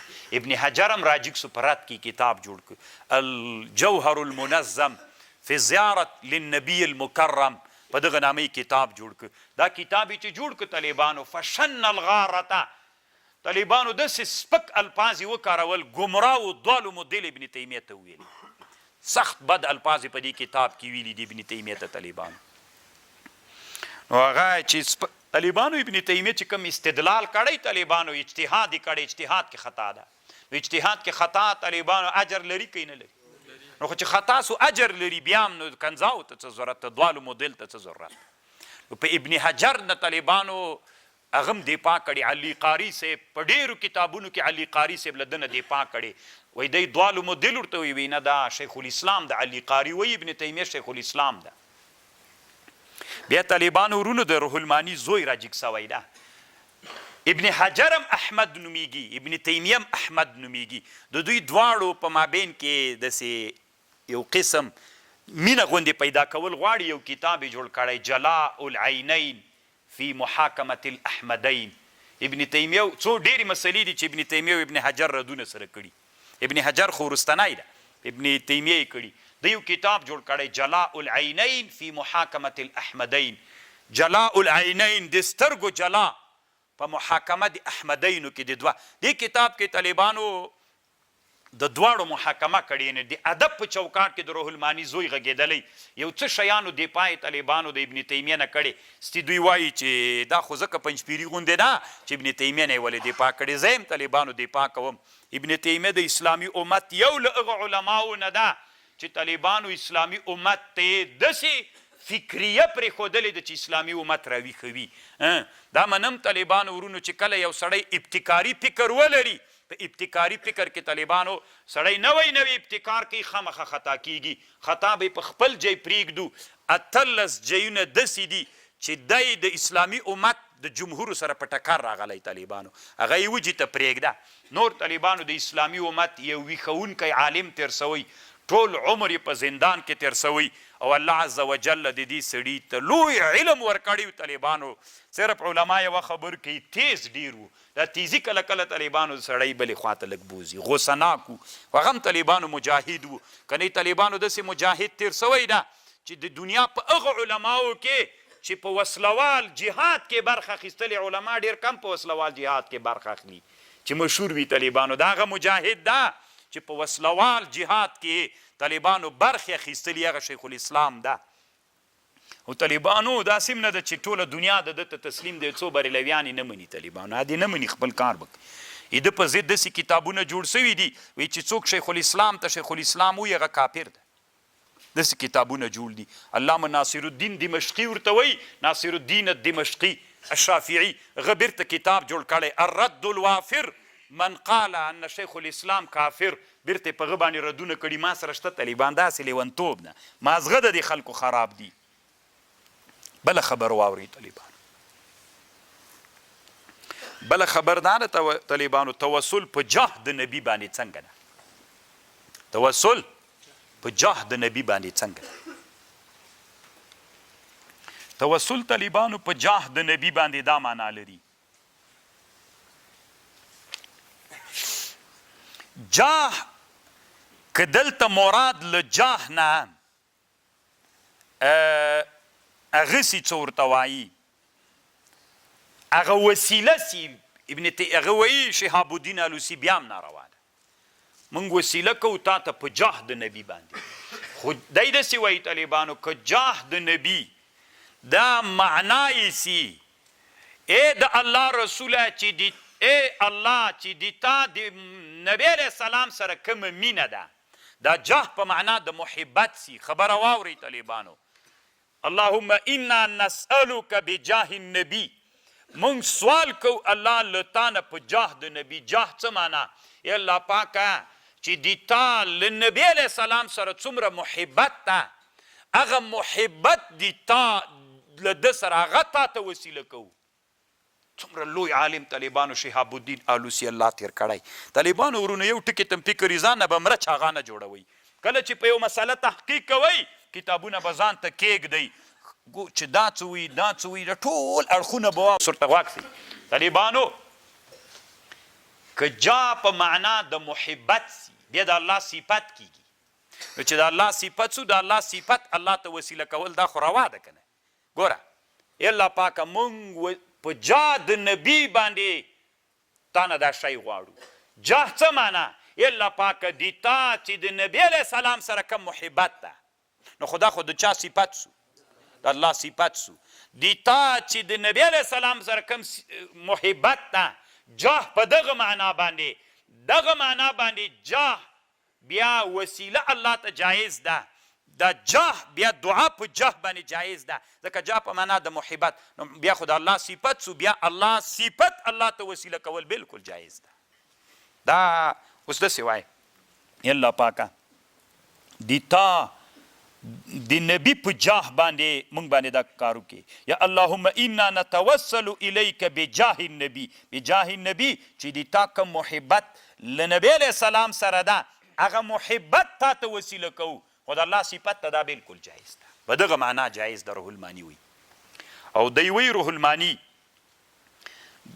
دا نه تناتر رسول الله باندې د جاه چې په معنا د محبت سي، دا تناتر چا پورې خاص نه ده، تناتر نبی پورې خاص نه ده. هر هغه څوک چې دیغه دا جاه مقطوع به وي، جاه یعنی طالبانو قطعی دا معلومه وي چې دای په الله باندې ګران ده، دا قطعی معلومه وي طالبانو، دیغه تم بیا په جاه باندې غوښتنه کولی سي، غیر النبی نیم کولی سي. اللهم انا نتوسل الیک بجاه ابي بکر وبجاه عمر وبجاه علی وبجاه عثمان. دا طالبانو جایز ده، ځکه د صحابو صفت شي ده، رضی الله عنهم ورضوا عنه. طالبانو د صحابو رضی الله عنهم هغه محبتم طالبانو مقطوع به ده، نو چې مقطوع به سو بیا دا جاه باندې دعا کول دا د نبی د حق نه بغیر د نور حق کم چې دا محبت قطعی معلومی، بیا روح المانی وی جایز ده. خو یوه خبر دلته طالبانو احکام القوګوري طالبانو موږ د چا غلامان یو؟ د تحقیق. د چا؟ د طالبانو دی کتاب کې یوه خبره کوي، د روح المانی په دې یوه خبر کړي، ما ته یې ډېر خوند را کړی.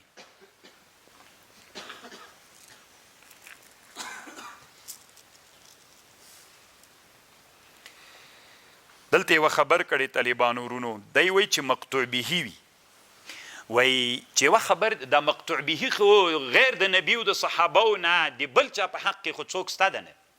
دا موږ ته څه معلومیږي چې الله له ده سره یقیني څوک لري، قطعي کله ثابتېدی سي.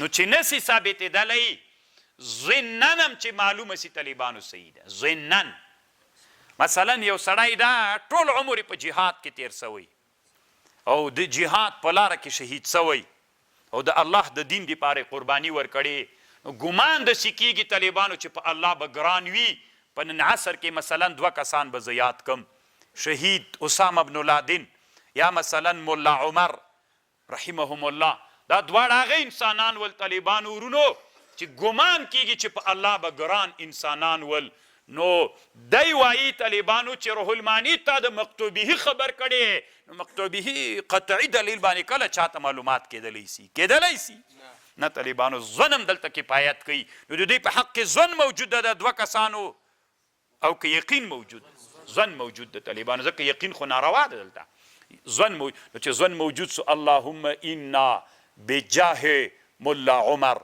یا بجاه شهید اسامه نو دا طالبانو جا بمعنى المحبه چې الله ته یا د الله صفت ده دلته جاه علامه شهاب الدین آلوسی رحمه الله وی دا څوک ده او طالبانو روح المانی وی ډیر خلق ناری وهي مړو ته وی مثل لا سیدی فلان اغیثنی پلان کیا راورسېږه کومک را سره وکړه وليس ذلك من التوسل المباح في الشيء واللائق بحال المؤمن عدم التفوه بذلك والا يحوم حول حماه علما باید چارپیر د دغه هغه راتاو نسي وقد عد اناس من العلماء شرکا د علماو شرک بللی ده چې ناری پیر صاحب د خر پنډ رانه غورځېدلی راورسېږه او باریکه را سره طالبانو اسلام کې حرام او ناروا ده نو الله عز وجل دې موږ او تاسې څوک وګرځوي طالبانو ورونو موږ د بدلونو د انقلاب اراده کړې موږ طالبانو د مدرسه چې دې موږ وکړه ساکو کې کابل تلته نږدې وکلی موږ چې نوي راغللو ساکو ته بیا موږ واړولو طالبانو هلته یو زیارت و ششبندې ورته ویلي دا ششبند داسې زیارت و چې خره به متیازې نه کولې هغه وخت کې خره خلق ډېر درلودل که نه دا زرنجونه نه ول نو خره به چې متیازې بندې سولې طالبانو والله طالبانو والله روزه ده او طالبانو قرآن ته ناست په سترګو مې لیدلي چې خر به یې راوسته د زیارت نه به یې ووارې طواف ورکو بیا به طالبانو ویلي چې دا ښه کېږي زویم تاسې به هم خپلو وطنو کې داسې لیدلي یوه ویډیو څومره وخت مخکې تاوېدله چې تنګي وردک ساحه ده که کومه ساحه ده غوا له زیارت ته تاوي چا ویډیو تیر کړې ده نو طالبانو پنجپیریان وی دا نوي ځوانان علما راغلي چې د پلارو د نیکه خبرو نه وانړي د پلارو د نیکه د دغه خبره م وله چې څوک و خرې طوافونه ورکول او د زیارتونو دپاره خره راوستل طالبانو نحن نريد ان نغیر هذا الشرك وهذا البدعة القبيحة ونحن مصممون إن شاء الله أن نزول هذه البدع وأن لا نخاف في الله اللومة لائم إن شاء الله دا مو اراده د طالبانو نارې راوي پنجپیریانو وابیانې موږ مزل روان کړی ده که موږ شاته وګورو ان شاء الله ډېر مزل مو را کړی ده ان شاء الله طالبانو خبر خو مې پوه شولی طالبانو ورونو دا خبره شوله موږ ته وی پنجپیریانو مشرکانو شرک کوئ موږ اوس هم احسان د سره کوو چې مشرک نه درته وایو دومره ناروا وي طالبانو په دې انسانانو کې عادت ولي الله دې موږ او تاسې تر وساتي دا طالبانو د توسل مسأله شوله بیا طالبانو هغه مطلق اوس هلته بند سو همداسې افغانستان و نادرې پکې دي زیارت بیخي سته ده له طالبانو باباګانې پې ټکټر بابا پرتوک بابا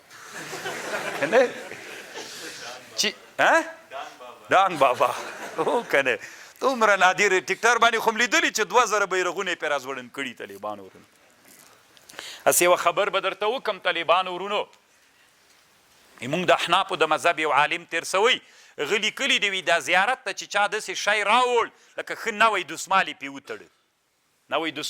وتړه نو بعضې طالبان کله پوښتنه کوي دا نوی دسمال زه خلاص کم که خلاص نه کم دې کتاب کې پوښتنه تیر کړې طالبانو دا د لقطې حکم لري یو شی دی چې داسې پیدا کړو دا لقطه ده نو چې پیدا دې که دا د چا د خپل مالک ته به یې بېرته ورکوي که مالک ویلي زه نه غواړم د طالبانو دا اسراف داسې خرابېږي را خلاصې کې جب کې واچو مخ پې واچوه قسم په الله طالبانو په همدې فتوا کړې د عثماني خلافت یو حنفي عالم تیر سوی له نن نه 2.5 کاله مخکې دا فتوا یې کړې په دې مستقله رساله جوړه کړې طالبانو اسراف مه کوئ نو هلته دا اسراف ته که نه طالبانو دسمال چټي زړېږي ښه نه وی دسمال د ښه خوندور خو اوس دا کرا دا شیان طالبانو په ورکېدلو باندې دي مخکې بیخي ډېر ول دومره ډېر به ول که نه چې نوروز په ورځ باندې به بیرغونه تړل کېدل انقلاب راغلی طالبانو بدلون راغلی دا دوی چې تر ډارېږي چې قرآن ترجمې بندې که مطلب یې دا له طالبانو چې بس دوی او زیارتونو کې دوکانونه پیرانو دوکانونه شروع کړي پیران ټول طالبانو اوس په دوکانونو بدلیدونکي دي کرا که نه پیرې طالبانو دوکانداري مو سره لري شبې دوکانداري خامخا ورسره لري که نه هغه د یوناني د وخانخې ورسره جوړه کړي طالبانو ورونو ان الذين كفروا لو ان لهم ما في الارض زیارت منو که نه منو طالبانو دوی وایي نه مني موږ یې منو زیارت ته ورغلو السلام علیکم ای د الله مؤمنانو په تاسې د سلام وي هلته چې ورغلې دعا ورته وکړه عبرت و پند ترې نه واخله ومومنه که ونه منه دوی وایي نه داسې به یې منې چې سم داسې ورته وایي چې خره پنډ هم درنه راوغورځېده راورسېږه ان الذین کفروا کسان چې کافر دي لو ان لهم هغه وایي طالبانو روح الماني یو جکې لیکلي دي تاسو طالبانو غوږ سئ روح الماني یو جکې لیکلي دي وایي زه یو ورځ ناست وم په یو مجلس کې په بغداد کې ویو چا غږ وکړ عبدالقادر جیلاني صاحب راورسېږه دا څوک سو طالبانو استغاثه سوه که نه وایي ما ورته ویلې چې دا شرک ده ناروا ده استي وایي ما ته وایي ویلې چې عبدالقادر جیلاني صاحب دا اوس دومره علم لري چې د ما په سر کې څومره ویښتان دي په هغو علم لري ته ما ته وایي چې دا ناروا ده روح الماني خپله وایي ما ته ویلې چې دا ناروا ده وی ما ته ویلې چې ما پسې مشوره کړې وه چې له اولیاو سره یې ورانه ده چې وایي په ما پسې مشوره کړه چې له چا سره یې ورانه ده نو طالبانو که دا ولی عبدالقادر جیلاني رحمه الله خبر سي او نن عصر کې ژوندی وای داسې ورته ویلي وای چې خلک په تا کومک غواړي طالبانو هغه به څه ویلي بله فتوا به یې چی کړې وه چې شرک کوئ نو دی د اولیاو بیزه وای ما پسې مشوره کړې وه چې اولیاو سره یې ورانه ده طالبان ما هم یو وخت کې طالبانو دا ګډېدا باندې ردونه کړي ول بیا ما پسې مشوره کړې وای اولیاو سره وران ده نو مې یو اولیا دي یو ګډېدونکي دي طالبانو ما له ګډېدونکو سره ورانه ده طالبانو نه له چا سره ولی طالبانو ولی خو دا الله دوستان دي طالبانو ولی سره به چا وراني نو دوی طالبانو دا ګډېدل سره ورانه نو دوی وایي موږ د الله اولیا یو ستی الله اولیاو سره ورانه ده ان الذين كفروا لو ان لهم ما في الارض جميعا ان الذين كفروا کسان چې کافر دي لو ان لهم ما في الارض جميعا که دوی لره هغه ټول چې په مځکو کې دي یعنې دا ټول شیان دوی لره چې په مځکه کې دي دا د دوی سي ومثله معه او په مثل د دې له دې سره لیفتدو به چې دوی فدیه پې باندې ورکي من عذاب ومثلو لا یفتدو دوی به فدیه پې ورکړې وه په دغه شیانو له عذاب دغه ورځې د قیامت نه ما تقبل منهم ولهم عذاب علیم الله دوی لره عذاب د علیم درد ورکوونکی یعنې که دا مځکه کې څومره شیان دا د دوی ملک وای او د دې په مثل نو دوی به په ورځ د قیامت چې عذاب لیدلی وای فدیه به یې ورکړې وه خو الله فدیه کله قبلوي نه طالبانو ورونو دغه کابل کې د ما په یاد دي هر حجرې ته به چې ورننوتلې خصوصا به چې چا ځان پیر کاو داسې به پکې لیکلي وو غاټ به یې لیکلي اوس هم د افغانستان بعضې ولایتونو کې سته یا غوث الاعظم دست مرابیګیر داسې دا عنوان چېرته لیدلی طالبانو ورونو داسې به لیکلي یا غوث الاعظم دست مرابیګیر ای لوی کومک کوونکی څوک د طالبانو لوی کومک کوونکی څوک ده نه د الله طالبانو عبدالقادر جیلاني صاحب هو نو طالبانو دوی به داسې لیکلي وو یا غوث الاعظم ای لوی کومک کوونکی دست مرابیګیر کومک را سره وکړه که نه نو لوی کومک کوونکی عبدالقادر صاحب کومک را سره وکړه نو دا طالبانو چې شرک نسی چې دا ناروا نسی یو مولا نه مې اورېدل طالبانو ویلي وي چې څوک دا وایي چې دا ناروا وي دا وابیان دي دا فلان ده فلان ده نو موږ به وابیان یو انسانان به له شرک نه را طالبانو متبادر حقیقت وي که مجاز چې کله سړی یوه خبر واوري متبادره معنا یې چې ذهن ته راځي حقیقت ده طالبان متبادر څوک ده نو یا غوث العظم ای لوی کومک کوونکی څوک ده دوی وایي عبدالقادر جیلاني صاحب د کومک را سره وکړه دا هغه د طالبانو روح الماني چې وایي چې دا څوک ده دا ناروا ده خو اوس طالبانو الحمدلله دا الله ورک کړل بیخي به یې دلته په کابل کې انشاءالله پیدا نه کې نور ولایتونو کې هم داسې کرا کرا په ورکېدلو باندې خو بعضې بعض ځایونو کې سته طالبانو درښیم یې نه الله به یې ورک کړي نه مولانا ځایونه مه ښیه مولانا دا کار به ته نه کوې دلته چپ غلی اوسېږه که نه غوږ نیسه بس ته نه یریدون ان یخرجوا من النار یریدون اراده لري ان یخرجوا من النار چې دوی راوځي له اور نه وما هم بخارجین منها ولهم عذاب مقیم طالبانو دوی به بیا له اور راوتی نسي او دوی دپاره به عذاب دایمي وي نو هلته خو طالبانو نبی علیه السلام شفاعت باندې چې خلک له جهنم راباسي که نه راباسي نو دا آیات خو د حدیث د شفاعت سره نو طالبانو ورونو علامه شهاب الدین الوسی رحمه الله رد کوي په معتزله باندې هغه وایي چې دلته مراد ترنه کافران دي آیات کې مراد کافران دي کافران نه راوځي له جهنم نه یو ګناهګاران دي هغه به په شفاعت د نبي باندې صلی الله علیه وسلم څنګه کیږي والسارق والسارقة فاقطعوا أيديهما جزاء بما كسبا دا جزا ده په سبب دغه چې دوی کسب کړي دي او عبرت له طرفه د الله والله عزیز حکیم د اغلا خو طالبانو خپل اصول دي کتابونو کې ذکر دي له مړوند نه به طالبانو لاس پرې کوي د سارق او عبرت دپاره به نن معاصره زمانه کې زه بدلې که موږ به دمه وکړو د غلا ځان ته مستقل احکام دي څومره اندازه کې پرې کیږي له کوم جي باندې به پرې کیږي څنګه به پرې کیږي صرف یوه خبر باندې بحث کوم نن معاصره زمانه کې طالبانو وایي که لاس دې د غله پرې که ایسته دې ترې واچو خو هغه خو راغی قطعه خو راغله خو طالبانو ورونو دا لاس بیرته راخلي ډاکټرانو رایې چي دا شرعاً څنګه ده علماو مجمع فقهي اسلامي دولي په دې فتوا کړې دا نه ده جایز ولې نه ده جایز ځکه الله وایي چې عبرت سي چې لاس بیرته ور واچوي بیا خو عبرت نه سو طالبانو چې خلک یې ویني چې دا لاس یې ولې پرېږدی غلا یې کړې نو د ټولنې دپاره به څوک سي عبرت سي طالبانو او دلته یوه خبر علامه شهاب الدین الوسی رحمه الله کړې پخوانۍ زمانه کې عادت داسې شرع من قبلنا کې استرقاق طالبان چا به چې غلا وکړله غل به دې چا نه به چې غلا کړې وه د هغه به څوک سو د هغه به غلام سو طالبانو بیا پخوا زمانه کې داسې عادت ووایي چې چا به غلا وکړه بیا به غل څه سو چې چا نه به چې غلا کړې وه هغه سامان خو به یې راوړ ورته هماغه غل به د دې سړي غلام ګرځېده الله دې وکړي چې ما په خبرو پوه سوي یې دا دلته روح الماني لیکي دا د موږ په قندوز و بغلان کې هم طالبانو دا پیښه وه ابن بطوطه وایي هست طالبانو د کتاب نه به خبر درته وکړم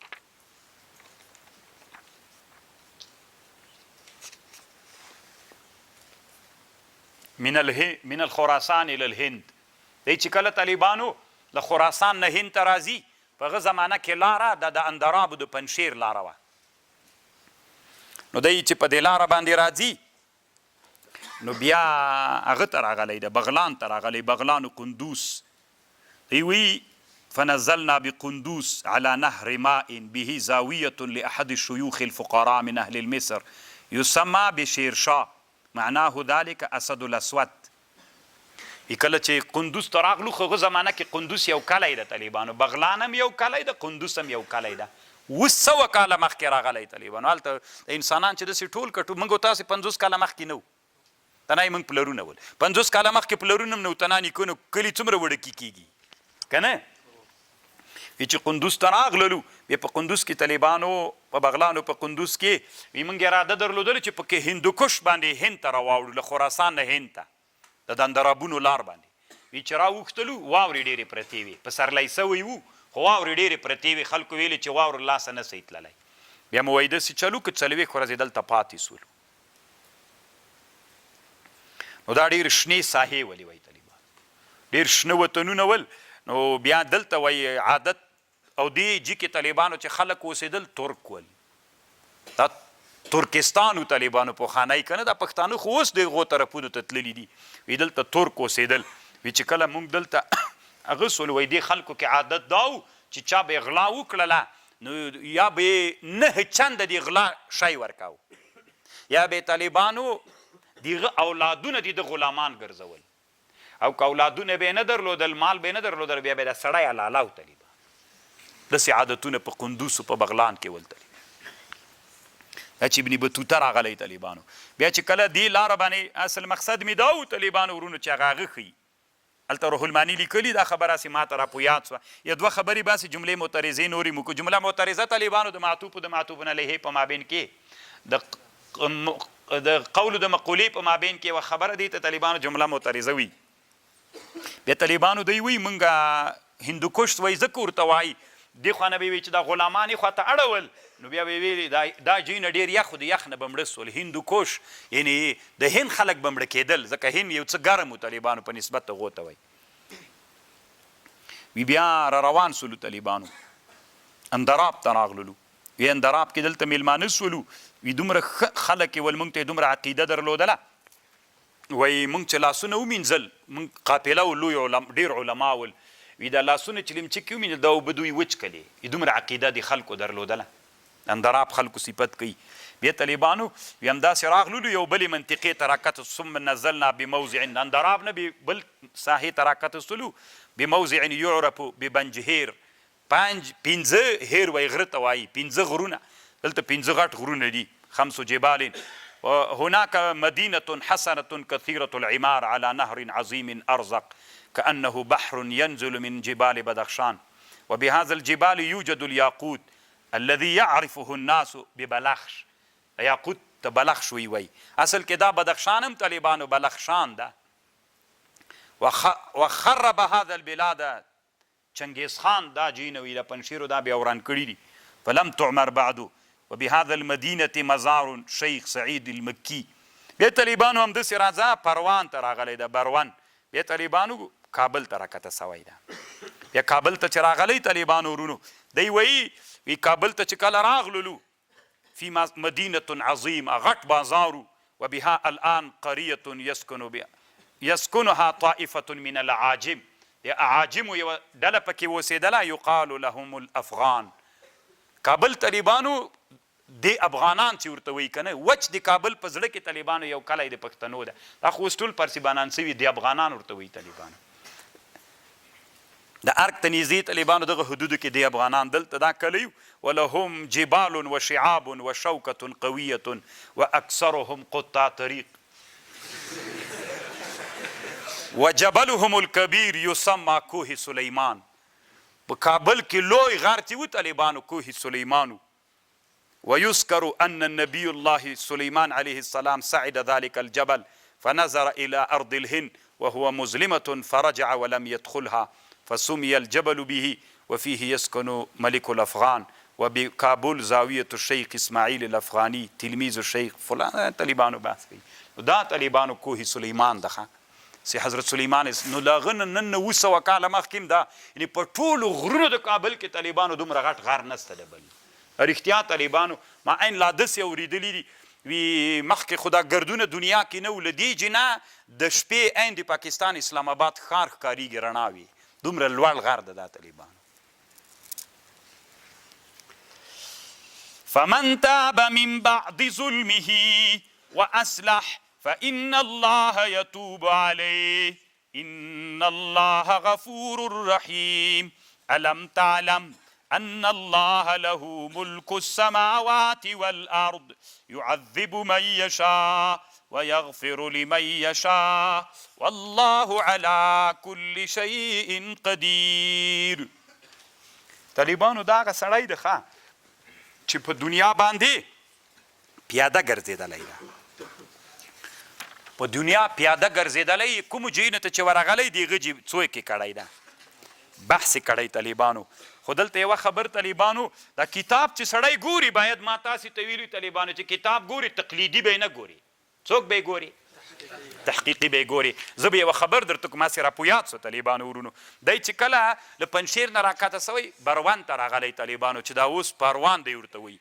دې چې ته چې راغلی طالبانو ورونو د چې کومه نقشه هم جوړه کړې طالبانو دا نقشه یې غلطه جوړه کړې ده.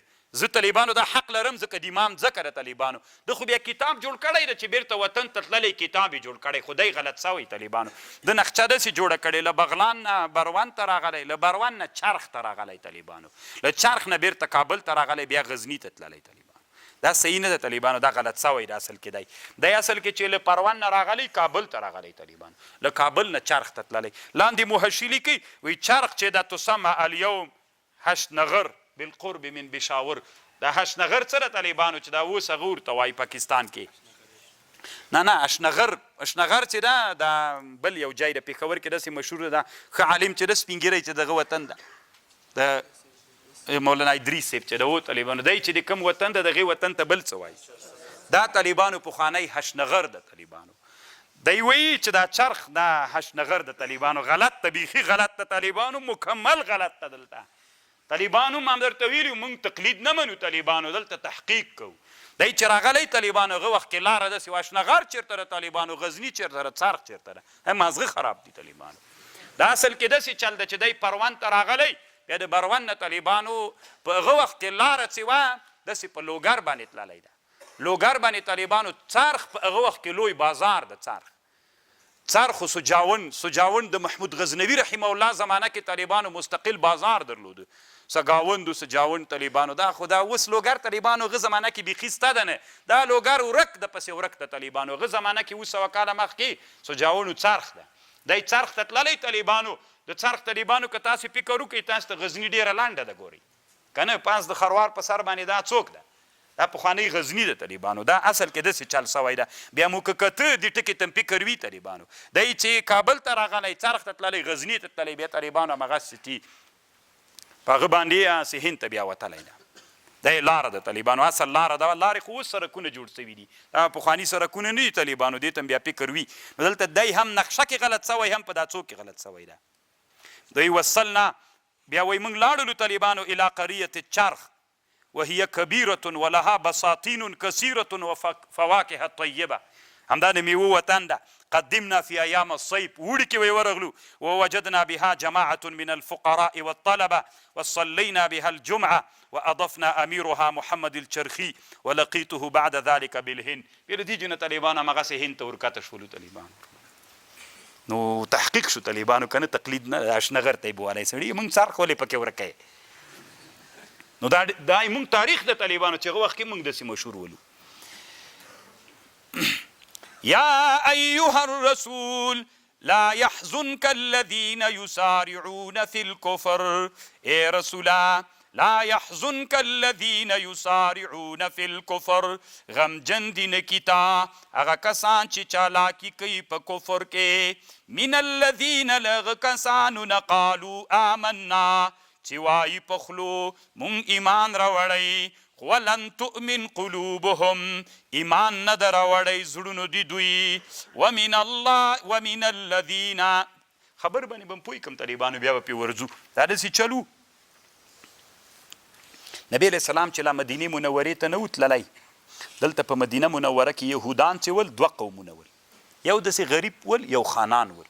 که خانان به راجګ سول چې د غریبونه به یې څوک مړ که دیت یې 50 وسقه خرما ورکوله 50 وسقه. خو چې غریبانان به راجګ سو چې خانانو سړی به یې مړ که بیا یې څومره وسقه ورکوله 100. بیا چې نبی علیه السلام راغی دوی د غریبانانو د چا نه سړی مړ کړی و خانانو نه یې سړی مړ کړي. کله چې نبی علیه السلام راغی هغه ته مدینې منورې ته نو دوی د غریبانانو د خانانو نه سړی مړ کړي نو هغې ورته ویلې 100 وسقه دیت راکوي. دوی ورته ویلې چې نه یا به یو رقم ته وي او یا به موږ هم تاسو ته 50 درکوو. دلته خو نبی علیه السلام راغی په هغه باندې دوی زړه ډاډه سو. بس طالبانو په دې باندې بیا دوی د منافقینو داسې چالو که دغه خانانو ډلې څه منافقینو ته وویلې وی تاسو داسې چل وکړئ رسول علیه السلام ته ورسئ دا خبره ورسره شریکه کوي. نو دوی ویل دا فیصله به رسول الله ته ورکړو دواړو ډلو هغه غریبې ډلې ورته ویلې د فیصله به رسول الله ته ورکړو چې دواړه انسانان یو څنګه یې تاسې ډېر دیت ته دي موږ لږ نه یې درکوو که نه راځئ د رسول ته ورسو.